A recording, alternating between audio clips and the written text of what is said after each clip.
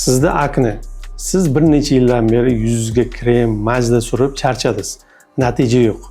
O'zi aslida akne kasalligini negizi oshqozon ichak sistemasidan bo'lib, bu oshqozon ichak sistemasidagi o'zgarishlar hisobiga kelib chiqadigan sistemli kasallik hisoblanadi. Akne kasalligini davolashda birinchi bo'lib, demak, oshqozon ichak sistemasidagi o'zgarishlarni davolash kerak. Bu bilan siz, demak, teri osti yog' bezlarining giperfunksiyasi, ya'ni ko'p ishlab chiqarilishini to'xtatasiz. Teri osti yog' bezlari kam normada ishlab chiqarilgandan keyin sizni teringizda, demak, muhit yaxshilanadi va sizni aknelaringiz o'zidan o'zi sekin yaxshilanishga boshlanadi.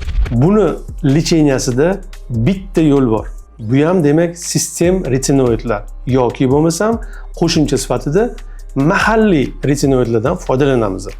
Bunga, demak, sistem retinoidlarga Raukutan, Acnetrend, Izona, Satret, bular hammasi shu sistemli retinoidlarga kiradi. Mahalliy retinoidlarga, demak, retinoid tarkibida tutgan mazli va adapalin tarkibida tutgan antibiotikli mazli shular jumlasidan. Agarda sizda akne bo'ladigan bo'lsa, siz albatta sistem retinoid yoki bo'lmasam mahalliy retinoidlardan yoki bo'lmasam kombinirованный antibiotik bilan adapalin sostavi saqlovchi mazlardan foydalanishingiz kerak.